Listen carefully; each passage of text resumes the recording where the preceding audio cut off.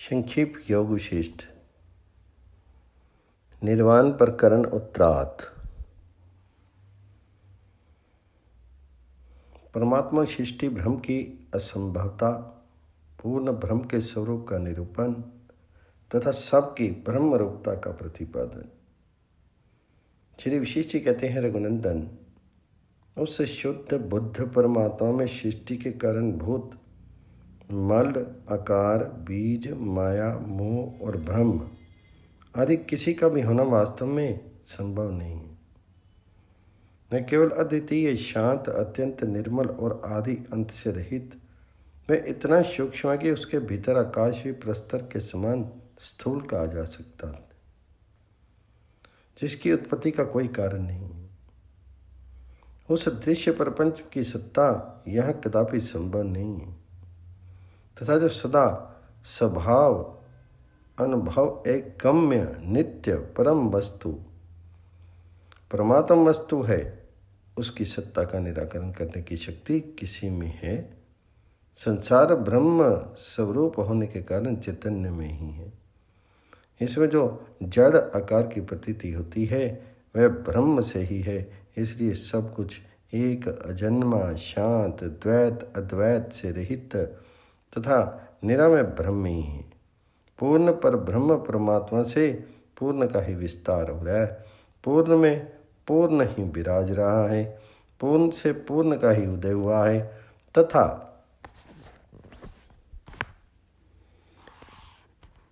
पूर्ण में पूर्ण ही प्रतिष्ठित है। वह पूर्ण ब्रह्म शांत, सम, उत्पत्ति विनाश से रहित, निराकार, अजन्मा, आकाश की भांति व्यापक, विशुद्ध और अद्वितीय है। वह सर्वरूप है और सत असत रूप तथा एक होकर ही सदा स्थित रहता है। सबका आदि वही है। मोक्ष उसका अपना ही स्वरूप है तथा वह उत्कृष्ट ज्ञान रूप है। तू, मैं और ये जगत इत्यादि जो शब्द हैं, इनका अर्थ ब्रह्म ही है और वह ब्रह्म में ही विद्यमान है। वह ब्रह्म शांत, सब में समान रूप से ही प्रकाशित होने वाला तथा सत्य है। वह पृथक स्थित न होकर ही अपने स्वरूप में प्रतिष्ठित है। समुद्र, पर्वत, मेघ, पृथ्वी तथा विस्फोट आदि से युक्त होकर भी ये जगत वास्तव में अजन्मा तथा काष्ठ मौन के समान निष्क्रिय ब्रह्म रूप ही है। उस ब्रह्म में न तो ज्ञातापन है, न कर्तापन है, न जड़ता है और न भोक्तापन है, न शून्यता है, न अर्थ रूपता है और न आकाश रूपता ही है। वैसा सत्य, घन, अद्वितीय, जन्म आदि से रहित, सर्वव्यापी, सर्वरूप, शांत, अनादि, अनंत तथा एक रूप ही है। मरना, जीना, सत्य, असत्य तथा शुभ और अशुभ जो कुछ भी है वह सब एकमात्र जन्म रहित चैतन्य आकाश स्वरूप है। जैसे लहरों का समुदाय जल रूप भी होता है, उसी प्रकार सब कुछ ब्रह्म ही है। शांतों में भी परम शांत चेतन आकाश स्वरूप ब्रह्म का ही ये जगत है, जो आदि और अंत में अव्यक्त तथा मध्यकाल में ही इस प्रकार व्यक्त होता है। जैसे जल की तरंग, लहर आदि के रूप में दृष्टिगोचर होता है, उसी प्रकार ब्रह्म ही जगद्रूप में भासित होता है। जो उत्पन्न होता है और उत्पन्न है वह कार्य रूप तथा जो उत्पन्न नहीं होता है और उत्पन्न नहीं है वह कारण रूप भी उस चेतन परमात्मा से भिन्न नहीं है। अतः इस सृष्टि का ब्रह्म से भिन्न कोई कारण नहीं है। जैसे प्रयत्नपूर्वक खोज करने पर भी खरगोश के सींग का पता नहीं लग सकता, वैसे ही इस सृष्टि का वास्तविक कोई कारण नहीं उपलब्ध होता। श्री राम जी ने पूछा, ब्राह्मण, जैसे वट बीज के भीतर भावी विशाल वृक्ष विद्यमान होता है,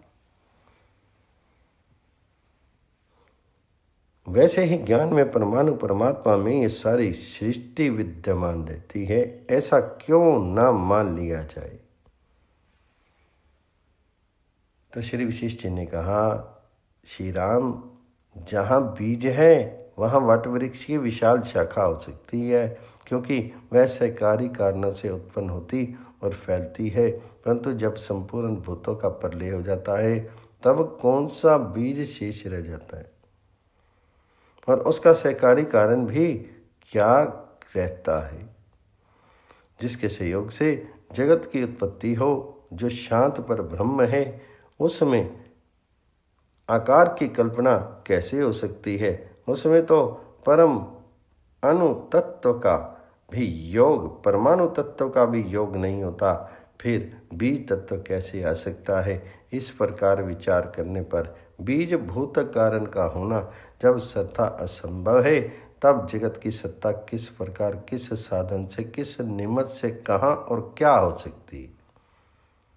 इसलिए जो ब्रह्म रूप परम तत्व है वहीं अपने स्वरूप भूत संकल्प से यह जगत बन करके स्थित है। यहाँ ना तो कोई वस्तु उत्पन्न होती है और ना उसका नाश ही होता है। जैसे आकाश में अवकाश और जल में द्रवत्व, उसी प्रकार परमात्मा में सृष्टि स्थित है। सर्ग 53वां चमन समाप्त हुआ। 55वें सर्ग में ब्रह्म में ही जगत की कल्पना तथा जगत का ब्रह्म से अभेद पाषाण उपाख्यान का आरंभ। वशिष्ठ जी का लोकगीत से विरक्त हो सिद्धूर एकांत में कुटी बना करके 100 वर्षों तक समाधि लगाना। श्री विशेष जी कहते हैं, रघुनंदन, उत्पत्ति, विनाश, ग्रहण, त्याग, स्थूल, सूक्ष्म, चर, अचर आदि सभी पदार्थ सृष्टि के आरंभ काल में उत्पन्न नहीं हुए थे, क्योंकि इनकी उत्पत्ति का कोई कारण नहीं था। जैसे नदियों की तरंग लेखा पहले की भांति आज भी बह रही है, वैसे ही चेतन का संकल्प ही कल्प के आदि से प्रलय पर्यंत पदार्थों के स्वभाव का व्यवस्थापक है। पदार्थों की रचना दृष्टियों में ही प्रकट है, उसकी वास्तविक सत्ता नहीं है। जैसे जल तरंगों की शोभा ही नदियों की रचना बन गई है, उसी तरह चेतन आकाश में विद्यमान चेतन रूप बीज की सत्ता ही उसके भीतर सृष्टि रूपता को प्राप्त हो गई है। अर्थात सृष्टि की सत्ता चेतन सत्ता से पृथक नहीं है। सब प्रकार के भेद ज्ञान का निवारण हो जाने पर पुरुष में जो एक शुद्ध ज्ञान का उदय होता है, तद्रूप ही वह बन जाता है। इसी से वह मुक्त कहा जाता है। इसलिए उसमें बंधन और मोक्ष की दृष्टियां कैसे रह सकती। चेतन आकाश में जो ये जगत नामक मलिनता प्रतीत हो रही है, पूर्वोक्त रूप से विचार करने पर यह निष्कलंक एवं निर्वाण रूप ब्रह्म ही सिद्ध होता है। कोई भी ऐसा स्थान नहीं है जहाँ वह ब्रह्म व्याप्त ना हो। ये जगत अनेक रूप नहीं है, अपितु आकाश में शून्यत्व तथा समुद्र में द्रवत्व के समान ब्रह्म से अभिन्न नहीं है। रघुनंदन, जिनमें आकाश पर ब्रह्म परमात्मा में सर्वत्र और सदा सब कुछ भली भांति विद्यमान है, साथ ही वह सर्वथा स्वस्थ है, अर्थात स्वच्छ है। वह अपनी मलिनता से ब्रह्म को दूषित नहीं करता। वैसे ही जैसे संपूर्ण आकाश में नील रूप से भासित होने वाली शून्यता अपने मल से मलिनता पैदा करके उससे दूषित नहीं करती। श्री राम इस विषय में पाषाण आख्यान सुना रहा हूँ, सुनो। यह अविद्या रूपी रोग को दूर करने के लिए रसायन है। पूर्व काल में मैंने ही जो कुछ देखा था उसी का इस आख्यायिका में वर्णन है। ये विचित्र होने के साथ ही इस प्रसंग के अनुकूल है। एक समय की बात है।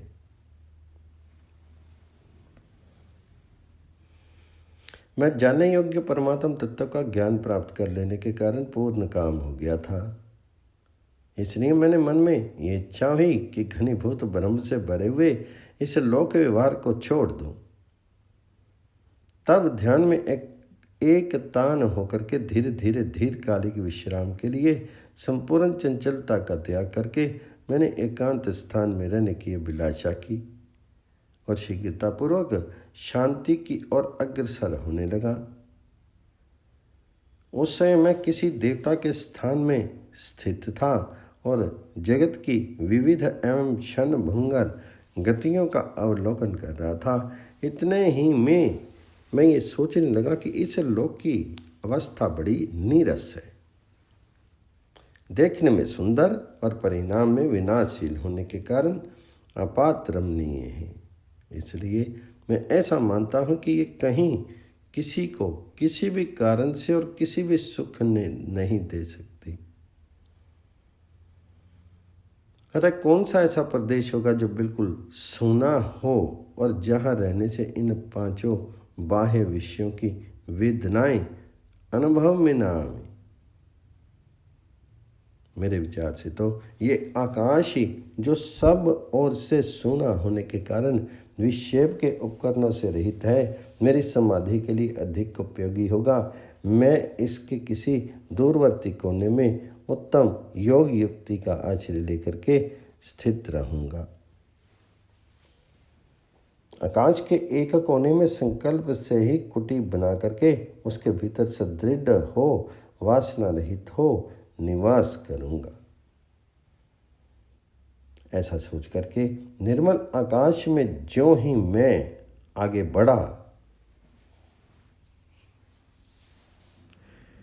त्यों ही देखता हूं कि इस आकाश का भी सारा अंत प्रांत विक्षेप के कारणों से व्याप्त है। अनेक प्रकार के भूतगण यहाँ विचर रहे हैं। तब मैं आकाशवर्ती भूतगणों को त्याग करके वहां से दूर अति दूर एकांत स्थान में जा पहुंचा, जो अत्यंत विस्तृत और सुना था। वहां बहुत धीमी धीमी हवा चल रही थी। स्वप्न में भी भूतगण वहां नहीं पहुंच सकते थे। ना तो वहां मंगल सूचक शब्द शकुन होते थे और न उत्पात सूचक अपशकुन। तुम उस स्थान की संसारी पुरुषों के लिए अलभ्य समझो। उस शून्य प्रदेश में मैंने अपने संकल्प से ही एक कुटी का निर्माण किया। उसका भीतरी भाग स्वच्छ एवं विशद था। उसकी दीवारों में कहीं छेद नहीं था, इसलिए वह घनीभूत जान पड़ती थी तथा देखने में कमल कोश के समान सुंदर लगती थी। फिर मैंने मन ही मन यही संकल्प किया कि यह कुटी समस्त भूतों के लिए अगम्य हो जाए।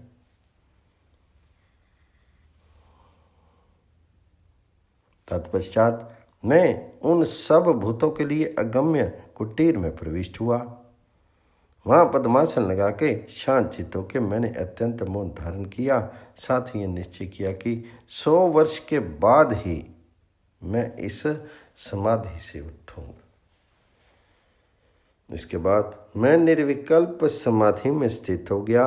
उस समय ऐसा जान पड़ता था मानो मैंने निद्रा की मुद्रा धारण कर ली हो। मेरी बुद्धि में समता थी। मैं निर्मल आकाश के समान शुद्ध भाव से अपने स्वरूप में प्रतिष्ठित था। ऐसा लगता था मानो आकाश से खोद करके मेरी प्रतिमा प्रकट की गई हो।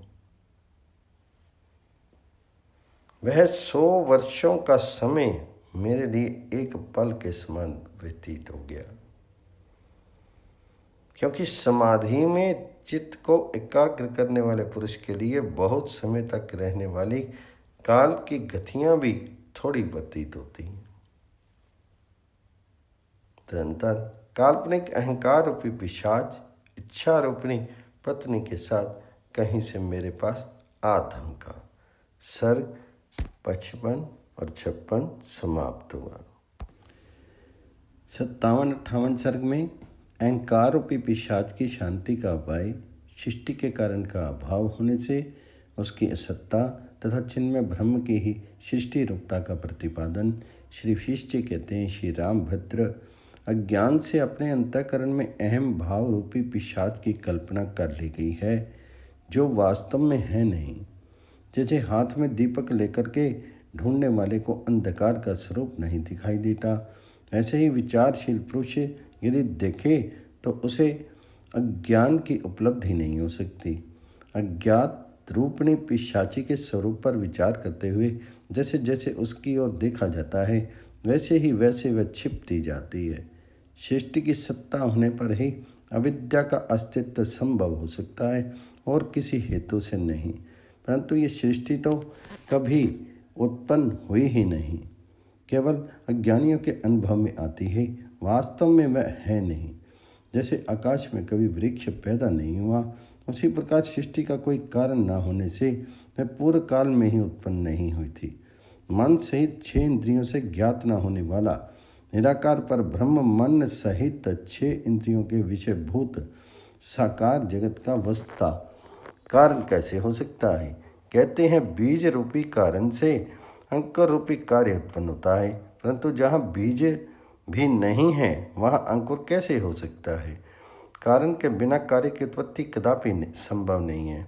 आकाश में कब किसने कौन सा वृक्ष स्पष्ट रूप से देखा या पाया? सदा समभाव से रहने वाला चिन्ह में आकाश स्वरूप ईश्वर ही अपने स्वरूप में सृष्टि रूप से स्फुरित हो रहा है। उसका स्वभाव ही सृष्टि के नाम से विख्यात है। अतः चिन्ह में होने के कारण ये सृष्टि चैतन्य रूपी है। सृष्टि के आरंभ में विषय ज्ञान शून्य जो शुद्ध एक अजन्मा अव्यय आदि और अंत से शून्य पर ब्रह्म स्थित था, वही हमारे समक्ष सृष्टि रूप से विराजमान है। वास्तव में यहाँ सृष्टि नाम की कोई वस्तु है ही नहीं और न ये भूगोल तथा खगोल आदि ही हैं। सब कुछ शांत अवलंब शून्य ब्रह्म मात्र हैं और ब्रह्म में ही स्थित है। भाव्य भावक और भाव आदि की जो निरंतर उत्पत्ति होती रहती है, वह सब स्वच्छ चिन्ह में आकाश ही स्वयं अपने आप में स्थित है। ऐसी अवस्था में कहाँ से सृष्टि हुई, कहाँ से अविद्या आई, कहाँ अज्ञता एवं अहंकार आदि की स्थिति है? सब शांत चित्त घन ब्रह्म ही तो हैं। इस प्रकार मैंने तुमसे अहंकार की शांति का उपाय बताया है। अहम भाव को यदि अच्छी तरह जान लिया जाए तो बाल कल्पित पिशाच की भांति वह सदा शांत हो जाता है। समस्त सृष्टियाँ ब्रह्म में ही कल्पित हैं। इस दृष्टि से परमात्मा ब्रह्म का कोई अंश भी ऐसा नहीं है जो सृष्टियों से ठसाठस भरा हुआ ना हो, परंतु वे सृष्टियाँ भी वास्तव में कहीं उपलब्ध नहीं होती हैं। वह सब कुछ पर ब्रह्म आकाश ही है। सृष्टियों में कोई सूक्ष्म अति सूक्ष्म भाग भी ऐसा नहीं है जो सदा ब्रह्म स्वरूप ना हो। इसलिए ब्रह्म और सृष्टि इन नामों में ही उच्चारण मात्र का भेद है। इससे प्रतिपादित होने वाली वस्तु में नहीं। सृष्टि ही पर ब्रह्म है और परब्रह्म में ही सृष्टि है। अग्नि और सूर्य की उष्णताओं के समान इसमें तनिक भी भेद नहीं है। श्री राम, व्यवहार में लगे हुए ज्ञानी के लिए भी यह सब कुछ शांत एक अनादि अनंत स्वच्छ निर्विकार शिला के सदृश अत्यंत घन और मौन ब्रह्म रूपी है। सर्ग 57-58 समाप्त। समाधि काल में विशिष्ट के द्वारा अनंत चेतन आकाश में असंख्य ब्रह्मांडों का अवलोकन। श्री विशिष्ट कहते हैं, राघवेंद्र तदंतर 100 वर्षों के पश्चात मैं ध्यान से जगा, समाधि से विरत हुआ। उस समय वहाँ मुझे एक मधुर ध्वनि सुनाई दी जो बड़ी मनोरम थी, परंतु उसके पद और अक्षर अधिक स्पष्ट नहीं थे। वह ध्वनि पदार्थ और वाक्यार्थ का बोध कराने में समर्थ नहीं थी। किसी नारी के कंठ से निकली हुई वाणी के समान उसमें स्वाभाविक कोमलता और मधुरता थी। स्वर में काफी लोच था। उच्च स्वर से उच्चारित न होने के कारण उस ध्वनि में गंभीरता दूर से सुनाई देने की योग्यता नहीं थी। इस प्रकार उसके विषय में मैंने कुछ काल तक तर्क वितर्क किया। वह आवाज़ ऐसी लगती थी मानो भ्रमरों का गुंजारा हो रहा हो, तंत्री के तार झनकृत होने लगे हों। वह ना तो किसी बालक का रोदन था और न द्विज बालक के वेद अध्ययन का स्वर ही। कमल कोश में गुंजारा करने वाली भ्रमर की ध्वनि से वह आवाज़ मिलती जुलती थी। उस शब्द को सुनकर के मुझे बड़ा विस्मय हुआ। मैं दसों दिशाओं में दृष्टि फैला करके वह शब्द करने वाले प्राणियों का अन्वेषण करने लगा। उस समय वहाँ मेरे हृदय में ये विचार उत्पन्न हुआ, अहो, आकाश का ये भाग लाखों योजन की दूरी लांघ करके बहुत ऊंचाई पर स्थित है। जिस मार्ग से सिद्ध पुरुष ही विचरण करते हैं उनसे भी शून्य ये प्रदेश है। इसलिए इस एकांत स्थान में ऐसे शब्द की उत्पत्ति कहाँ से हो रही है? मैं यत्नपूर्वक दृष्टिपात करने पर भी शब्द करने वाले को नहीं देख रहा हूँ। मेरे सामने यह जो अनंत निर्मल आकाश है सब ओर से सूना ही सूना दिख पड़ रहा है। प्रयत्नपूर्वक देखने पर भी यहाँ मुझे कोई प्राणी नहीं दिखता है। अच्छा, तो मैं अपने इस देह आकाश को ध्यान के द्वारा यही ज्यों का त्यों स्थापित करके चेतन आकाश स्वरूप होकर के अव्याकृत आकाश के साथ उसी तरह एक हो जाता हूँ जैसे जल बिंदु साधारण जल के साथ मिलकर के एक रूप बन जाता है। यूँ सोच करके मैं इस शरीर का त्याग करने के लिए पद्मासन से बैठ गया और समाधि लगाने के लिए मैंने पुनः अपनी आंखें बंद कर ली। तदनंतर इंद्रिय संबंधी बाह्य विषयों का तथा आंतरिक विषयों का भी स्पर्श त्याग करके मैं एकमात्र संकल्प रूप चित्त आकाश बन गया। इसके बाद क्रमशः उस चित्त आकाश को भी त्याग करके मैं बुद्धि तत्व के स्थान में पहुंच गया। फिर उसे भी छोड़ करके चेतन आकाश में अपने वास्तविक स्वरूप में पहुंच गया। फिर तो चैतन्य में महाआकाश के साथ एक होकर के मैं असीम और सर्वव्यापी बन गया। निराकार और निराधार रह करके समस्त पदार्थों का आधार बन गया। तब वहाँ मुझे झुंड के झुंड त्रिलोक्य, सैकड़ों संसार तथा लाखों या असंख्य ब्रह्मांड दिखाई देने लगे। वे सब ब्रह्मांड माया में निर्मल आकाश मात्र रूप वाले थे, अतः वह परस्पर एक दूसरे की दृष्टि में नहीं आते थे। वे नाना प्रकार के आचार विचारों से संपन्न थे, परंतु एक दूसरे के लिए शून्य रूपी थे। परंतु चेतन आकाश के कोश में स्थित हुए वे सब लोग शून्यता रूप ही थे, सत्य नहीं थे। कब से उसकी सृष्टि हुई थी वह किसी को ज्ञात नहीं था। वे सब के सब अज्ञान रूप दोष से युक्त चिन्ह में परमात्मा में अनादिकाल से ही कल्पित थे। चैतन्य के चमत्कार से चमत्कृत चेतन आकाश में सैकड़ों समुद्र, सूर्य, आकाश तथा मेरु आदि परतों से युक्त स्वप्न के समान वे लोक भासित होते थे तथा रजोगुण और तमोगुण से कलुषित जान पड़ते थे। वास्तव में कारणों की सत्ता न होने से कारण सहित पृथ्वी आदि का अनुभव तो ब्रह्मात्मा की था, अतः ब्रह्मरूप अधिष्ठान की सत्ता लेकर के ही वे सब जगत विद्यमान थे। उस अधिष्ठान सत्ता को न लेकर के तो स्वरूपता विद्यमान नहीं ही थे। मृग तृष्णा के जल प्रवाह तथा आकाश की नीलिमा के समान थे। लोक ब्रह्म अनुभव से ही उत्पन्न हुए थे, अतः स्वरूपता सत्य नहीं थे, परंतु सत्य रूप अधिष्ठान की सत्ता से सत्व जान पड़ते थे। पर ब्रह्मरूपी कूलर के वृक्ष में भोग आदि विचित्र रसों से परिपूर्ण ब्रह्मांड रूपी फल लगे थे, जो हवा के झोंकों से झूम रहे थे। देवता, असुर और मनुष्य आदि प्राणी उन फलों के भीतर जंतुओं के समान प्रतीत होते थे। तुम, मैं और यह आदि अभिमानपूर्ण बुद्धि के बल से अत्यंत दृढ़ बनाए गए थे।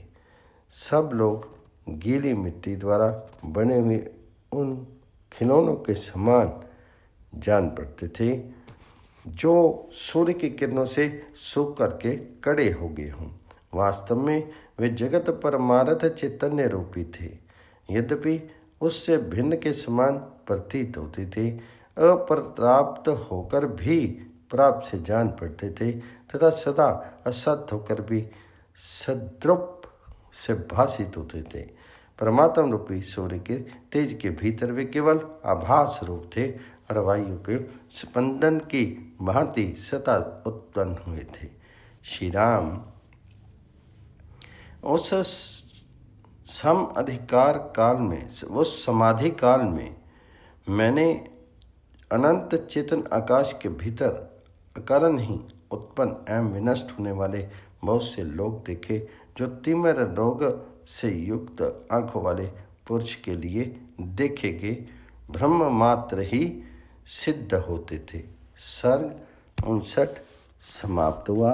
60 सर्ग में श्री विशेष जी का समाधि काल में अपनी स्तुति करने वाले स्त्री का अवलोकन और उसकी उपेक्षा करके अनेक विचित्र जगत का दर्शन करना तथा महाप्रलय के समय सब जीवों के प्रकृति लीन हो जाने पर पुनः किसको सृष्टि का ज्ञान होता है, श्री राम के इस प्रश्न का उत्तर देना। श्री विशेष जी कहते हैं, रघुनंदन, तदंतर उपयुक्त रूप से पूर्वोक्त शब्द के कारण का विचार करता हुआ मैं आवरण रहित चैतन्य आकाश स्वरूप होकर के दीर्घ काल तक इधर उधर भ्रमण करता रहा। इसके बाद वीणा की ध्वनि के समान वह शब्द मेरे कानों में पड़ा। क्रमशः उसके बाद स्पष्ट होने लगे। फिर मुझे ये मालूम हुआ कि किसी के द्वारा आर्या छंद का पद गाया जा रहा है। फिर जहाँ से वह शब्द प्रकट हो रहा था उस स्थान पर दृष्टि पड़ी। वहाँ मुझे एक स्त्री दिखाई दी जो दूर नहीं थी। वह स्वर्ण द्रव के समान घोर कांति से आकाश मंडल को प्रकाशित कर रही थी। उसके गले के हार तथा शीर के वस्त्र कुछ कुछ हिल रहे थे। उसके नेत्र प्रांत अलकावलियों से किंचित आवृत हो रहे थे। उसे देख करके ऐसा जान पड़ता था मानो दूसरी लक्ष्मी आ गई हो। उसका मुखमंडल पूर्ण चंद्रमा के समान मनोहर था।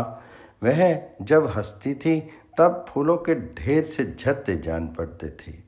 आकाश का कोश ही उसके रहने का घर था। उसका सौंदर्य चंद्रमा की किरणों को लज्जित कर रहा था। वह ऐसी जान पड़ती थी मानो मोतियों के समूह से उसका निर्माण हुआ हो।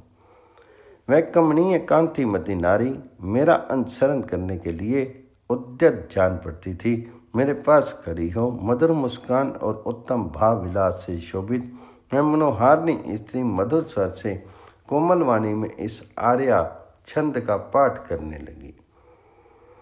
मुने, आपका अंतःकरण उन राग, द्वेष, काम, क्रोध, लोभ, मोह आदि दोषों से सत्ता शून्य है, जो असत पुरुषों के ही हृदय में रहने योग्य हैं।